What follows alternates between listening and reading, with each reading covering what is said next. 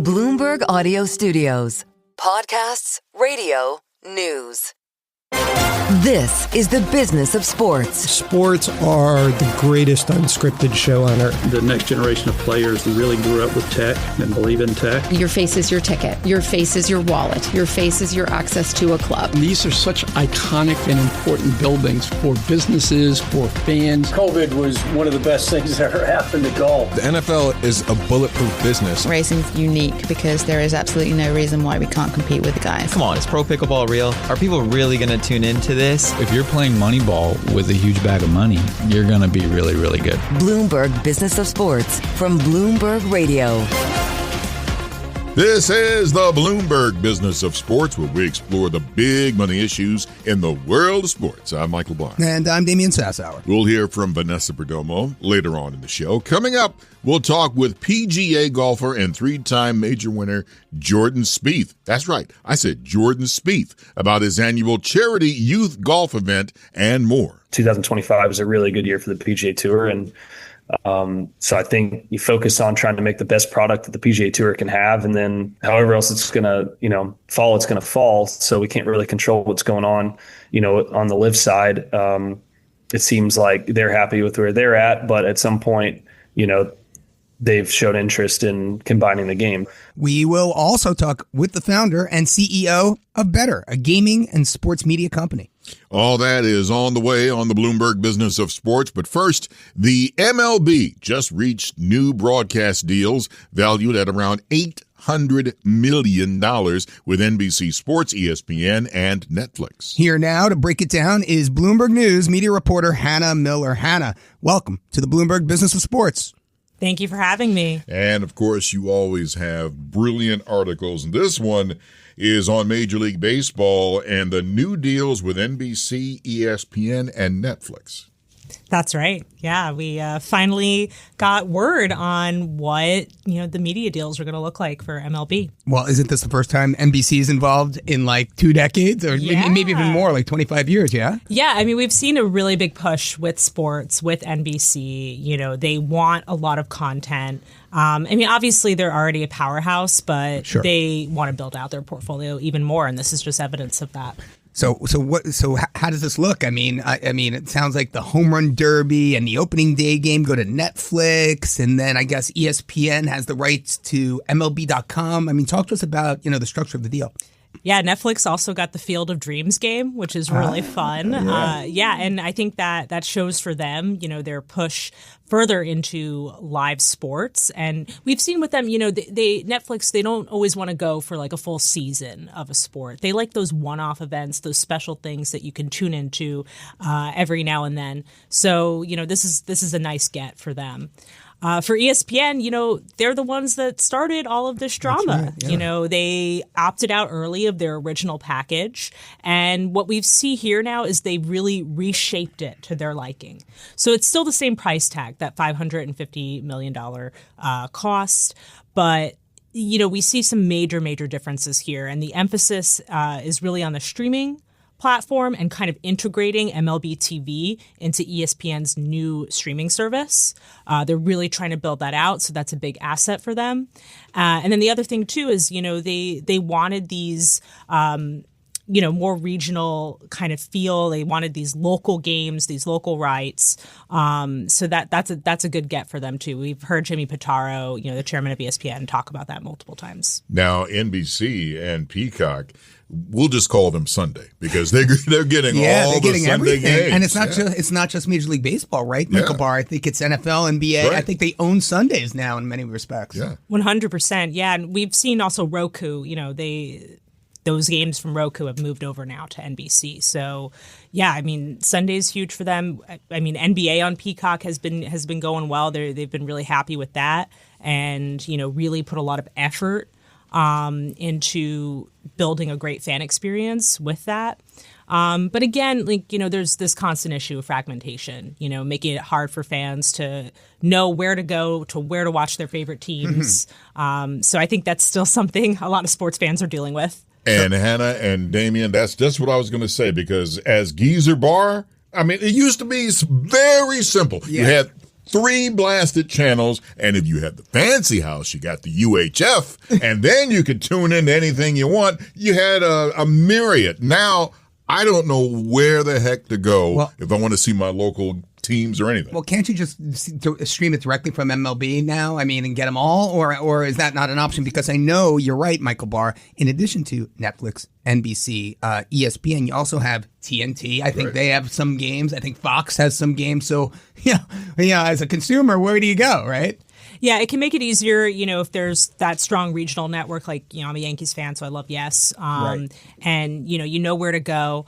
With MLB TV, we've seen with some of these regional sports networks a lot of struggles, and MLB TV kind of absorbed the rights for several teams, there's 6 overall, to, kind of say, hey, here's where you can go to watch. So I don't know if we'll see more of that happening. I mean, there's still a big issue with regional sports networks trying to be profitable, avoid bankruptcy, things like that. And so this is a 3-year contract, yes? So we're still looking at 2028 and, a whole nother round coming through then. Is that right? That is right. So Commissioner Manfred, his big goal here was to get all of the rights to kind of expire at the same time. Fox, their contract expires through the 2028, at the end of the 2028 season. So he's getting all these rights together so that they all go up at the same time. And then, this will start another cycle of negotiations. But yeah, that was his goal here, was that, everyone to be aligned on that 3-year window, and so that they can kind of consolidate and get as big a package as possible 3 years out. And speaking of Commissioner Manfred, he says that he will cooperate with a Senate committee, and it involves the latest on the big betting prop scandal that involves 2 Cleveland Guardian pitchers. Can you expand more on that? Yeah, so we know Manfred said the other day that he doesn't foresee more restrictions on these prop bets, these sort of one-off bets. And there's that $200 cap on the bets. And they're hoping that kind of cuts into people's desire to place these kinds of bets, and also for players like pitchers to not manipulate the situation to their favor. If you make the bets smaller, people are going to be less interested. So I think they're hoping this kind of, clears the clouds away. But, these betting scandals, it's like hitting every sport. So. Well, I mean, you're right to bring it up, though, Michael Barr. I mean, we just had an incredible fall classic. I mean, the numbers I'm hearing out of that Dodgers-Blue Jays series are lights out, right? And, this betting scandal with Clase and Ortiz definitely takes some shine off that. I just wonder what comes next. We had the winter meetings. I mean, we have the GM meetings and all that stuff coming up. What comes next as it relates to, not just the betting scandal and how the Major League Baseball is going to react to that, Hannah, but some of these new kind of rules that are coming in, the automated strike ball, kind of all that kind of stuff is happening as well, no? Yeah, no, it's going to be really interesting to see what these conversations come up with, because I think there is a lot of concern among fans of any kind of sport, just sort of this encroachment of betting. And we've seen with these new, streaming services like, example, NBA on Peacock, NBA on Amazon, like there's all these betting integrations that really kind of are in your face about connecting betting to sports in a way that we haven't seen previously. So I think this is just going to be a conversation that comes up again and again. And again, it's not just baseball. There are other leagues as well. We've had problems with the NBA. As a general question, do we have a problem now with online betting in general? Because also overseas they're having problems. Yeah, no, I mean, I think betting is just becoming more and more pervasive. We've also seen the rise of prediction markets and people getting on platforms like Kalshi, things like that make it really easy to, place bets and gamble. Obviously, like there's always been a gambling culture in sports, but no. I think it's just so much more in your face now. I don't know. I just see gambling ads all the time. I see it, ESPN had betting integrations with their platform. Like, this is just something that has come up again and again. Now, well, Hannah, we convinced you to come in today and talk about Major League Baseball, but I wonder if we could look out a little bit. I mean, because, things are going to, there's a lot of media deals that are, people are preparing to negotiate, right? Like, what comes next in your world? Like, what are you looking toward? I mean, I know we just got F1, we just got UFC. What comes next? Yeah, so Premier League is definitely something I'm tracking, and we're going to see like who gets the rights there. I mean, obviously it's super popular, so I think that'll be happening now. I think NHL is 28, right? So we have a bit of time, yeah. Mm-hmm. Yeah, and UFC too. I mean, that was huge when that came out. That $7.7 billion price tag is insane. Yeah. And I mean, obviously NASCAR as well, right? But I think we have time. I think NASCAR, we just got negotiated out till 31. But, it's just very interesting, Hannah. I mean, like all these media deals seem to be, I remember the year, it used to be 10-year deals, 15-year deal. Now we're talking 2-3-year deals. It just seems really, really competitive, really, really interesting. And, we look at the economy and we look at the state of the economy. And if things kind of slide back here, I wonder if, these one after the other record-breaking deal after record-breaking deal, start to peter off a bit. I don't know. What are your thoughts there? Okay, it's also never too early to start thinking about NFL and whether that early opt-out is going to happen. They're definitely going to hit the I knew I liked you for many reasons. So, that is going to be a huge game changer, I think, in sports rights, and that's going to really set a tone because they're looking at that NBA deal, that massive 11-year deal, and they're like, okay, we got way more eyeballs. We got way more people watching us. Yep. And they're going to take that and run with it, So I think for the NFL, like, it's going to be it'll be really interesting to see what happens. It's going to be big, big money. I have to ask this because you brought up the UFC. CEO Dana White, he wants to have a $30 million challenge against the casinos. And he says, look, we're going to air this on Netflix. You give me $30 million in credit, and I can beat the pants off of you. Comments, please. Okay, I was at the UFC match on Saturday, last Saturday, and it was awesome. It was a lot of fun. And yeah, for Dana White, I mean, he knows he has a really valuable property. He knows people are tuning in. I think for him, he's very confident in what he has, the property he has. And that Paramount deal is just an affirmation of that. Our thanks to Bloomberg News media reporter Hannah Miller for joining us. Up next, we turn to the sprawling world of sports betting with the founder and CEO of a gaming and sports media company, Betr. For Damian Sassower, I'm Michael Barr. You are listening to the Bloomberg Business of Sports from Bloomberg Radio around the world.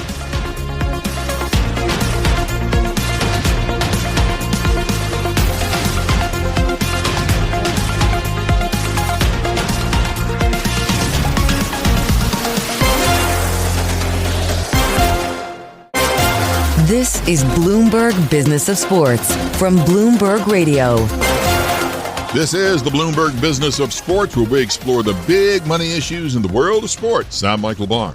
And I'm Vanessa Perdomo. Damian Sassower will be back later in the show. Betr is a sports gaming company that is building what it says is the world's first real money gaming super app.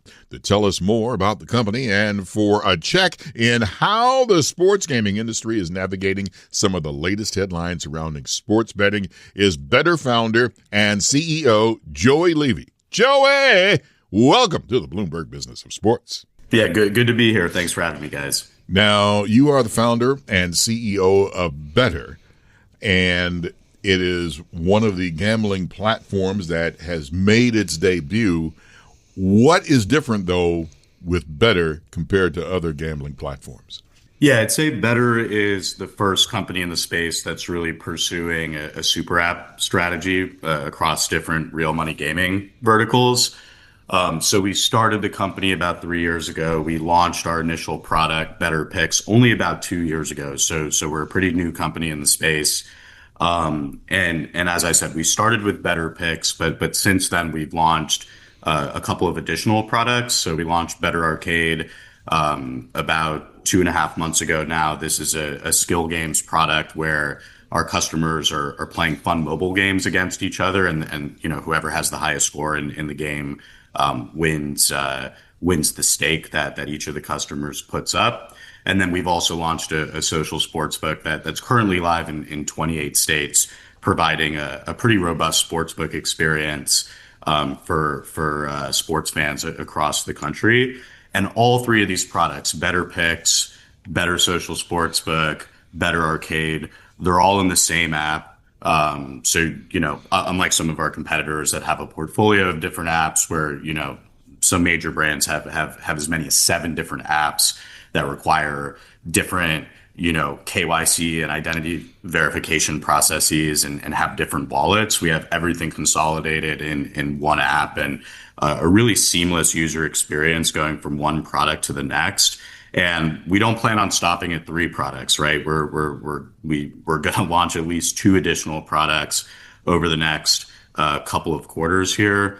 We haven't, publicly announced what those products will be, but we're really excited about that. And, by next NFL season, we'll have at least 5 distinct products all within the Betr Super App, providing a really seamless experience for sports fans and gamers to go from one product to the next. And then I'd say another area of differentiation is, our brand identity is, I'd say, a lot younger and fresher than some of the other companies in the category. We really do well with, Gen Z and kind of that 18 to 30-year-old, cohort. As you probably know, started the business with Jake Paul, who, really does a great job of appealing to that demographic and has a massive audience in that demographic with over 70 million social media followers, across Instagram, YouTube, TikTok, et cetera. So I think in this category where, you have these land-based casino operators that maybe appeal to millennials and older, and even FanDuel and DraftKings, who are obviously the category leaders, but still maybe appeal to consumers in, their mid-30s to late 40s and beyond. I think we do a good job of really catering to the next generation of sports fans through a lot of the content that we create on social media. Betr is actually the most followed sports gaming brand on social media right now.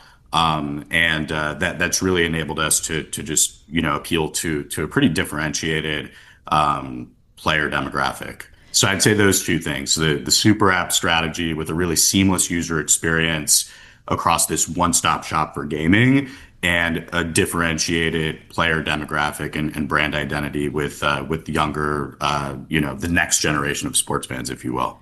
I want to get more into that part of it that you said there, the younger demographic, and leaning on Jake Paul, your co-founder, like you had mentioned, his ability to speak to that generation. And when you guys were looking to found this company and you were looking to build it, how much of his vision was in that, and how much did you want to lean on this new audience and making it different? And how do you do that knowing there's already these legacy platforms out there? Yeah, I mean, I think, you just said it, right? These are legacy platforms. I don't necessarily want to call out competitors by name, but, there's some land-based casino operators that, typically appeal to customers in their 50s, 60s, 70s, playing slots in Las Vegas, who aren't really even digitally native companies to begin with, that were kind of assumed to be, the category leaders when this market opened up. And as you can imagine, their brands and their content strategies on social media and across paid performance marketing channels, it just doesn't really, they're not really positioned to appeal to that next generation of sports fans who, grew up on Instagram, grew up on TikTok, to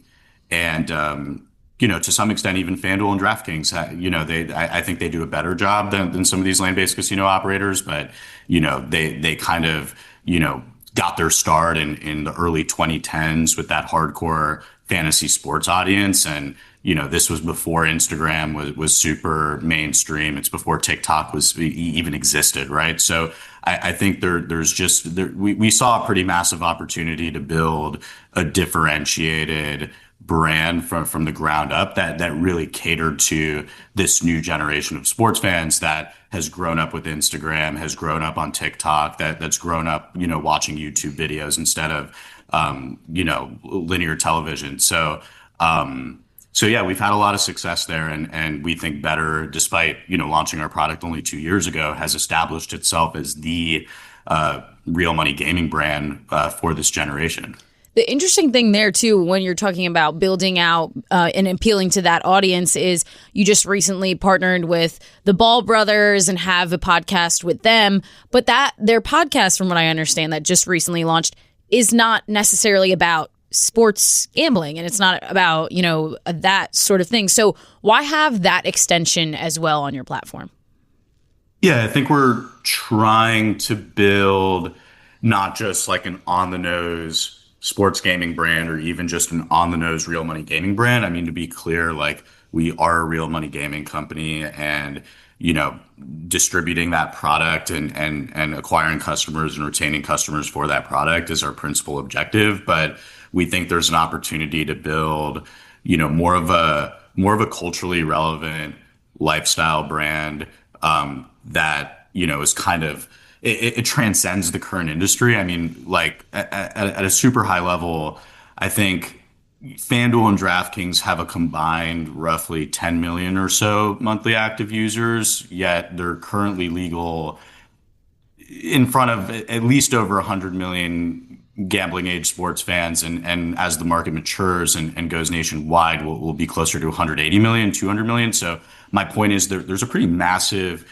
incremental TAM opportunity here. And I think that requires you to try to build a brand that's that transcends the current market and is just more culturally relevant and just it is kind of synonymous with just entertainment and having fun with your friends watching sports and just get people to resonate with the Betr brand along those lines. And chances are they'll realize, and by the way, we offer this amazing real money gaming super app, and here's a free $10 to give it a try, and so far that strategy has been highly successful for us. I'd say we're almost certainly the most efficient company in the category with respect to acquiring customers. Our customer acquisition cost this NFL season so far per first-time depositor has been only $50, which is likely an order of magnitude more efficient than competitors. So the strategy has been working so far, and we're going to keep doubling and tripling down on it. By the way, the name of the podcast with the Ball brothers, Ball in the Family. That's clever. I like that. Boy, the way Leangelo played. See what I did there? I saw that. I saw that. Okay, thank you. Joey, where do you see the entire landscape of the industry for betting online? Where do you see that going in the future? I bring that up because, unfortunately, MLB, they're going through a period right now where they have lowered the prop bets for baseball because MLB asked them to, because 2 Cleveland Guardian players were arrested. Where do you see that going in terms of the industry? Yeah, I'd say so a couple things. First, on that last point, I think that, while there's been some disappointing, developments or scandals, if you will, whether it be with the, Guardians pitchers in Major League Baseball, or, what happened with the NBA players and coaches a couple weeks ago. I think these developments are actually a really good reminder of why it's so important for gaming to be regulated and kind of above board and with a spotlight on it, right? Because if the market were not regulated, or if companies like Betr, FanDuel, or DraftKings weren't working with integrity monitoring services and the data companies, these scandals would have never come to light, right? So, it's kind of this cooperation between the operators and the leagues and law enforcement that you have that we kind of catch bad actors in the first place. And, if this wasn't in the light, it's very possible that this stuff would be happening anyway, and we just wouldn't know about it, right? So I just do want to clarify that this, while it's super unfortunate what's happened here, you're going to have bad actors regardless, unfortunately. So if anything, this is just proving that the current structure is working. So So that's what I'll say about that. In terms of where I see the market going in the future, I don't think there's ever been a more exciting time to be building in real money gaming right now. Joey, you are too kind to join us. Thank you so much for joining us here on the Bloomberg Business of Sports. We really do appreciate your input. Thank you. Yeah, absolutely. Thanks for having me.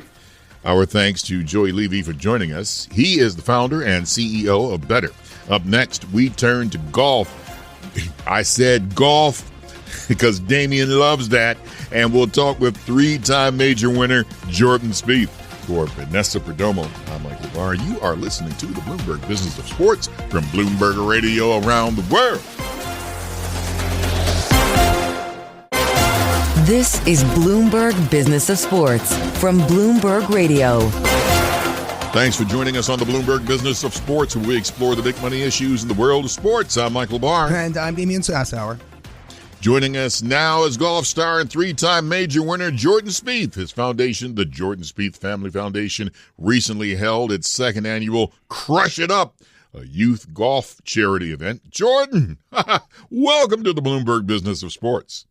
Thank y'all. Thanks for having me on. I want to highlight the second annual one of the Crush It Cup, and it's a youth golf charity event put on by your foundation. Bless you for doing all of this. Tell us more about it. Well, it's with my partnership with Invited Clubs, and it's our second year now, and it's pretty cool because it's not only a golf tournament, but everyone who's here, they're here because they raised a significant amount of money, a lot of which is going to support our foundation, which will go back into junior golf. So anyway, it's like I said, it's the second year. We've got 40 golfers out of 113 participants. It was over 18 states and 57 different clubs this year. So out of the 40, you have the top 36 fundraisers. And then we got the top 2 played the most holes, and then 2 special nominees. So it's amazing. Last year, was the first year of it. I was in a cast, so I wasn't able to really partake a whole bunch as far as like playing holes, doing the clinic, like all that kind of stuff. But I'm excited to kind of be a little bit more active with the kids, which would be super special.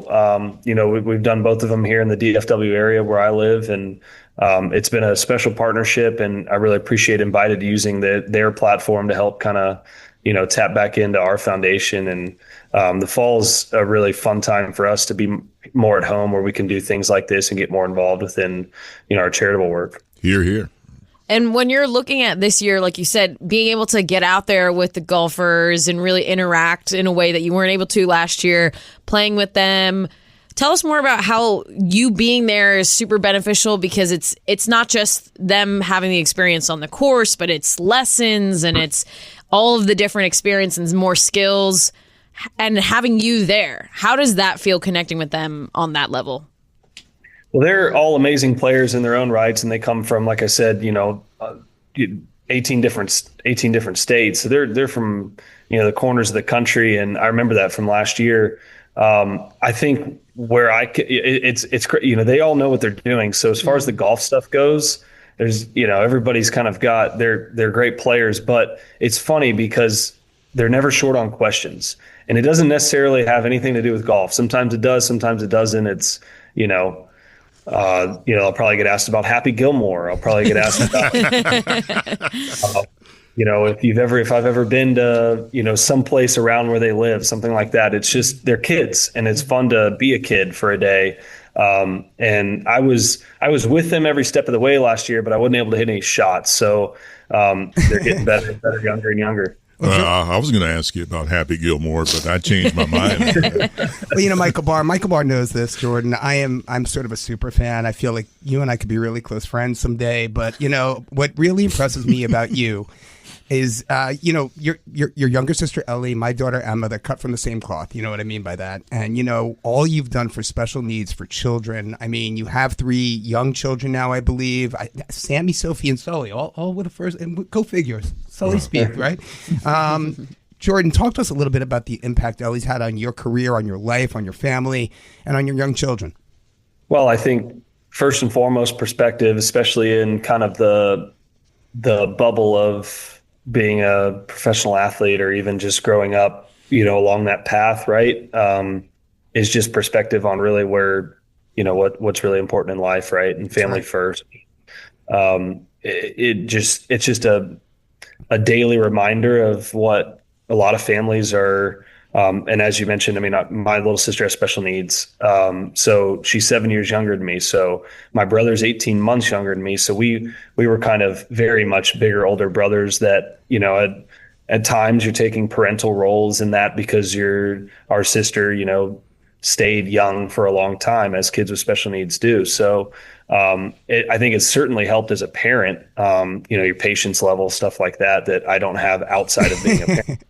But you have to. And, but I think perspective's probably the number one key. And then recognizing that when you do have a platform, it is important, whether you're an introvert or an extrovert, it's important to recognize that it can make a difference. And I think I was told that, I was brought up that way. And then between those that I've worked with, I've been told that how important that is. And it's been super fun to be 11 years into a foundation now and all that we've been able to do with it. So, as you mentioned, it's for golf, it's, you get out there and I'd like to say, it makes a huge difference. To be fair, I'm a competitor and I get out there and it oftentimes, you're just in your own space. Totally. But the second you get off the course, it makes a huge difference. Just recognizing what really is important in life. Well, Jordan, I mean, look, I'm 51 years old. So as a parent, and I have an older son who's 21, my middle 17. So, your parents, Chris, everything you've done, the impact that, you've probably had on them, just being able to live with it, learn from it, evolve from it is unbelievable. So you're my hero, but let's just talk about Tony Romo for 1 minute. I mean, you keep beating up on Tony Romo. I mean, like the poor guy, I mean, you could see it on TV, Michael Barr, his eyes, he just looks beaten down. Brookhaven Country Club, Dallas, Texas. Tell us a little bit about what's going on down there. Well, we do play with Tony quite a bit. I will say between myself and Scotty Scheffler, he's certainly, he's working hard to,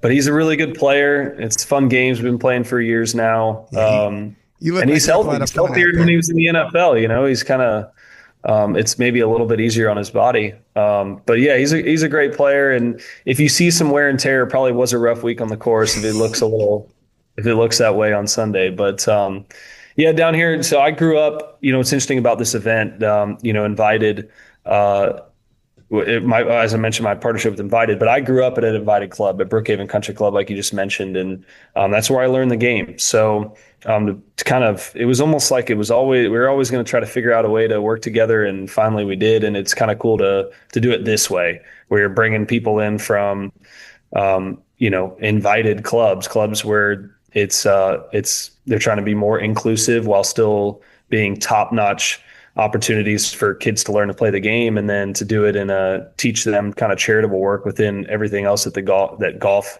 in general, all the great attributes of learning the game of golf with integrity and sportsmanship, that kind of stuff, where you're on your own and you got to take things in your own hands, to kind of throw that charitable side into it. I mean, these golfers played 15,000 holes, raising $118,000 just through this initiative. So to bring them in here and try to help them have just a phenomenal day. We've got 83-degree weather in November here in Dallas. And so it's set up to be a fantastic event again. 2015, you were 21 years old and you had the season of your life. You won 5 times, including the Masters and the U.S. Open. Can you take us back to that portal 10 years ago and what that season was like? It was almost like ignorance is bliss in a way, I guess. But also, you look at these other sports and guys come out their rookie year and it's like their third year, especially like the NBA, right? They wait for that third year. Well, that was my third year. So I kind of got my feet wet rookie year.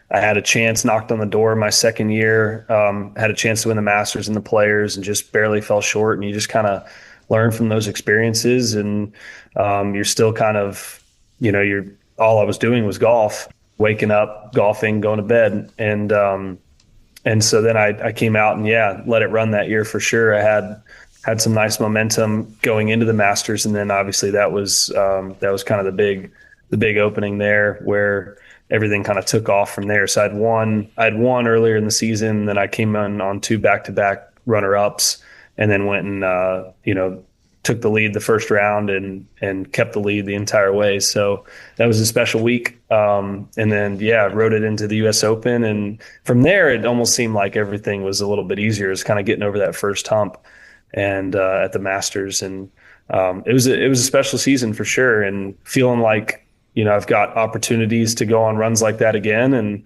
I'm at 32 now, but 10 years removed from that season. But 32 is still kind of right in the middle for golf. So I feel as much as I like taking a trip back down memory lane, I'm certainly proud of everything that happened. I'm pretty inspired to try to touch that level again. Jordan, I have to ask, golf has obviously been plagued by this discussion between PGA and LIV for the last few years. And at some point looked like there would be a resolve, but that hasn't happened yet.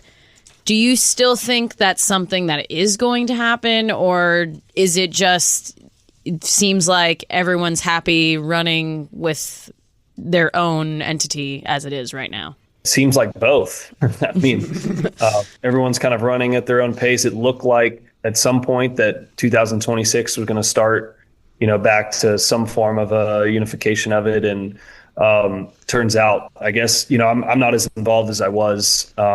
And happily so right now. I kind of, I'm glad that I was involved for a little while. And I think we have, I can only speak to the PGA Tour side of things, but between the investors, our new CEO, the players, the schedule, last year was a really, really good year for us. 2025 was a really good year for the PGA Tour. And so I think you focus on trying to make the best product that the PGA Tour can have, and then however else it's going to, fall, it's going to fall. So we can't really control what's going on, on the LIV side.